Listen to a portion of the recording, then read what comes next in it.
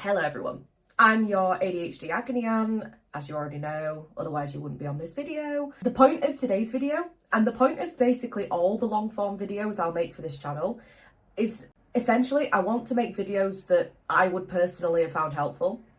So one of the main reasons I ended up even figuring out I had ADHD was other YouTube channels, other TikTok channels, other Instagram channels, and without them, I maybe wouldn't be sat here myself telling you I have ADHD and what the story of it was. For those people who are wanting to go through the ADHD diagnostic process in the UK, I cannot speak for other countries because I don't know. The only thing I can speak for is the UK, which is what I'm doing. I wanted to make a video that if you're anxious like me and you really do like knowing things step by step, this is the video for you. So in this video, I'm going to cover literally step by step the entire ADHD diagnostic process from the minute I called the doctors to receiving the diagnosis. Assuming there's going to be a lot of similarities with this and with the autism pathway, we're going to be talking about right to choose, and I'll talk about what that is shortly. But I don't speak for the autism pathway because I do not have autism. So the very first thing that I did when I first suspected I did have ADHD was for 2 years do absolutely nothing. I'd had the little thought a couple of years before I actually had the diagnosis, didn't really do anything about it because I didn't believe it. I had quite a lot of evidence that I did, but I didn't really pursue anything. But when eventually I was like, no, I think you do have ADHD, I'd spoken with my therapist at the time about it. The first thing I did was to call the doctors. So I, being me and wanting to get this perfect first time, I had called the doctors and they'd said, you need to send us some evidence basically. So I'll talk to you about the screener test on the next little bit, but I screenshotted the screener test and the score I got. I sent the letter, which I'll talk to you about in a moment as well.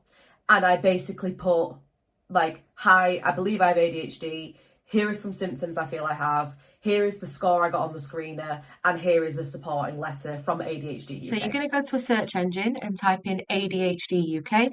This is my favourite website to look at for things in the UK to do with ADHD. So there's a whole big screen of information, but just to show you around this website a little bit. So you can scroll down, it's got all the things to do with diagnosis and the access to work stuff.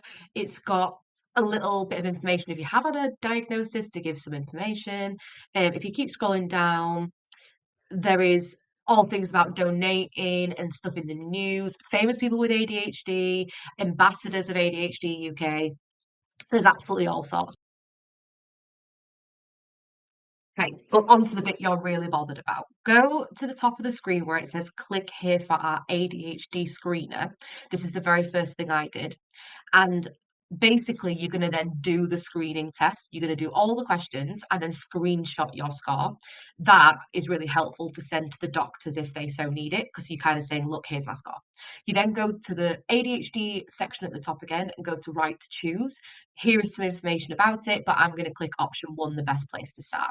If you want to then read loads about it, there's absolutely tons there showing you what right to choose is, but it's essentially an alternative pathway for you to get mental health support in the UK, especially diagnoses, that basically bypasses the really long NHS waiting list. So it cut my way down from like years to months. So go through the adult diagnostic pathway, and there's absolutely tons to see. Basically, the steps I'm going to talk about in this video.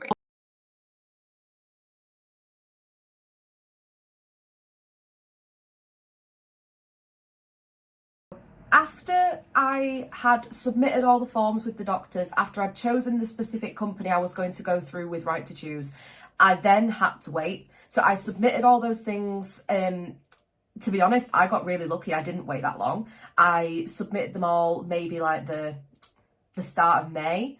And then when it came to the start of July, I then received the following forms. When you first log into the platform, when they send you an email, it will allow you to log into a platform where you have to complete some questionnaires. It does look so overwhelming. at first, because there are tons. And to be quite honest, even though I was hyper focused on it, it took me about 2 hours. So you may want to be really in the headspace to do them, or you may want to kind of split them up a little bit on different days. So there are tons of questionnaires, but here are just a few of them. The adult ADHD self-referral scale. So that's basically the one that you did on the Care ADHD website, the one that gives you a score for the inattentive and the hyperactive behaviours, telling you how likely it is that you have ADHD, what the score is. The next one, I just laughed so much at the name of. It's called the DIVA questionnaire, and it stands for Diagnostic Interview for ADHD in Adults. Has to be completed either by a parent, even though I know you're probably an adult now, but by a parent, or by somebody who knew you before age 12, or if failing those, I think you're allowed to fill it in like with your prior knowledge of being 12, because in order for ADHD to be diagnosed, the symptoms have to have been present before age 12. So you've got to then have also, one thing that surprised me, they asked you quite a lot of medical related questions, especially to do with like your heart health and family history of things, like not of ADHD, of like heart disease. I think it's something to do with the medication later on and the risk factor of you having heart issues, but I am not a doctor, don't quote me, but that was what I took from it. And yeah, you basically had to speak about what you were like in school, you had to speak about what you like at home, how difficult do you find these things, how long have you noticed the symptoms being manifesting from. There are absolutely tons of forms. It does take a while, but when you've finished it, it literally feels like a completely comprehensive information about your life. It feels like you're literally telling your life story. So you submit the forms. I then didn't hear anything whatsoever. So this was the 7th of July, I submitted the forms. I then didn't hear anything until the 23rd of October. So even during that, because it's me, I'd emailed Care ADHD, the company I went with, saying like, hello, you haven't forgotten about me, have you? And the only reason I said that is because they had said the waiting time was 6 to 10 weeks. It had now been past 10 weeks. It was just me being a little bit extra and worrying that they'd forgotten about me, which they had not. So just bear in mind that though they may say the wait is 10 weeks, it could be, but it probably will be longer. So just keep that in mind and don't expect them to message at 10 weeks. I know that's frustrating because I know they say one thing and then do another, but they did get back to me about, I don't know, like 15 weeks or something, maybe a little bit less. Okay, so the assessment interview, and I'm going to call it an interview because if you've ever had a job interview, it's literally, it feels like that. So I was sat here in this room. It was by Zoom. I think some do them in person, but I think quite a lot of them are by Zoom. So what essentially the interview was, it was around 45 minutes for me. It was basically her asking the things on the form again, to be quite honest. Everything that I covered on the form, essentially, she just asked me it again, kind of in that order. So if you want to be prepared for that, when you do the forms, just make a note of what things she asked in what order. That I can't guarantee that would happen, but that's what happened for me. So she asked me again about both sets of symptoms, asking me things to do with being inattentive, like, did you forget your homework? Did you lose things? Did you forget things? Were you clumsy? All of which, yes. She then asked me things about the hyperactive behaviours, which for me, and I was completely honest, I said that this was the one holding me back because I didn't know that hyperactive could be in your brain. Hence, I think earlier in my life, I got diagnosed with anxiety and panic disorder, when in reality, for some people, you can have anxiety and ADHD. You can definitely have both. But I do think for me, I just had ADHD the whole time. I think that the racing thoughts really easily manifested as looking like anxiety. I think maybe that's why especially women get diagnosed with anxiety first and then ADHD later. For me, like 10 years later. So we went through this interview. I felt really nervous. It literally felt like a job interview. She was very kind. She was very understanding. And then basically she then got to the end and she said, so after your forms and the assessment, you do meet the characteristics of ADHD according to the DSM-5. This is some information about the DSM-5. It's the diagnostic manual in the UK for all mental health disorders. she said that I met the criteria for inattentive and for hyperactive.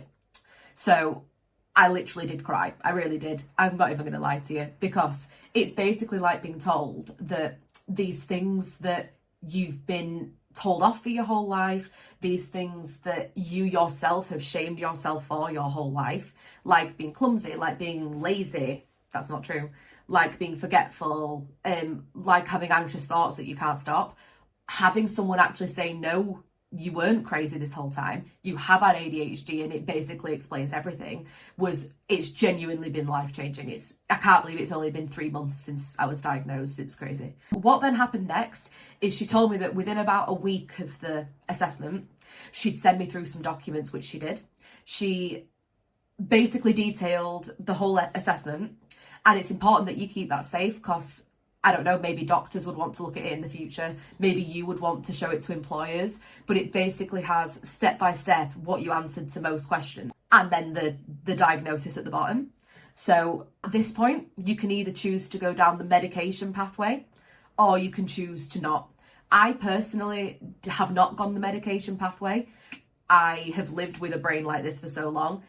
I am used to it. I just needed the diagnosis for my own sanity.